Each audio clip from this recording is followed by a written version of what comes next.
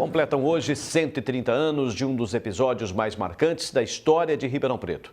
No dia 3 de agosto de 1887, a Câmara Municipal, então detentora do poder, foi palco de uma pioneira proposta de abolição da escravatura.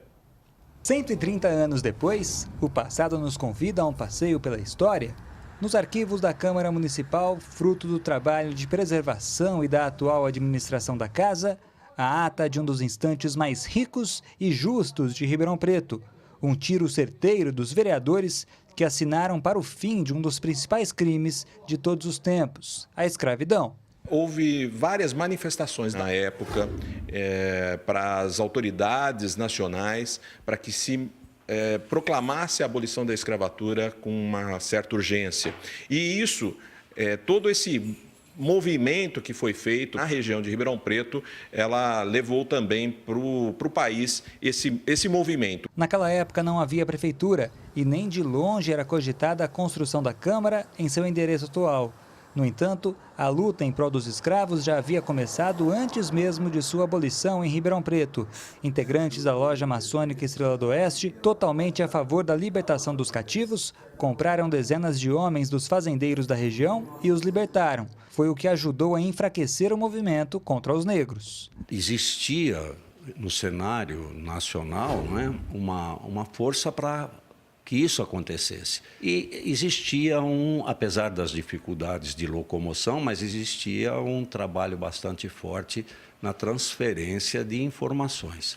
Isso foi benéfico demais, O Brasil todo se associou. Rodrigo Pereira Barreto, dono de um busto na Praça 15, e Martinho Prado, o Martinico Prado, que dá nome à rua na Vila Tibério, foram dois dos expoentes em prol da abolição em Ribeirão Preto.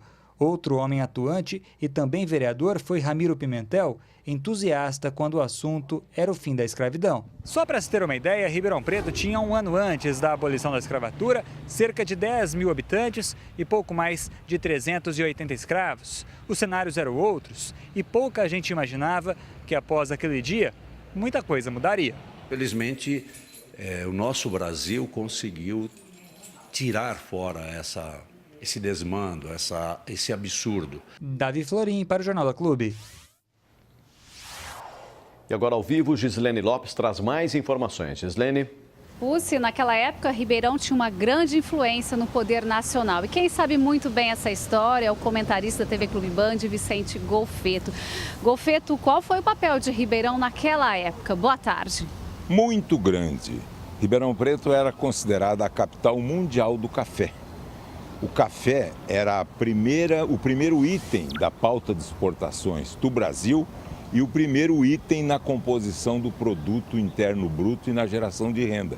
Evidente que a economia, como sempre, acaba fazendo a política sua dependência, transferiu a capital econômica do país para o interior, especificamente, não para Ribeirão Preto, para a região de Ribeirão Preto como um todo.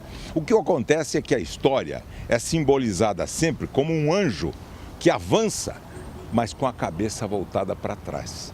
Ele mostra claramente, de maneira bem nítida, que o futuro é sempre condicionado pelo passado. A lei áurea libertou os escravos e, ao mesmo tempo, fez os escravos perder o emprego. A nova Lei Áurea, que nasce do útero da ciência transformada em tecnologia, liberta o trabalhador dos empregos mais grosseiros, mas, ao mesmo tempo, faz o desempregado e o coloca de novo na escola para atingir um grau de tal maneira acentuado que ele pode perfeitamente dizer que o século XX foi do coração, dos transplantes. O século XXI será da cabeça. Golfeto, e os políticos de Ribeirão da época, eles tinham qual marca? A marca da conciliação, que é a marca até hoje dos políticos brasileiros. Eles não gostam do rompimento, do choque, do confronto. Confronto houve com a República, com a queda da monarquia, com 30, com 64, mas raramente. Os políticos gostam de conciliar.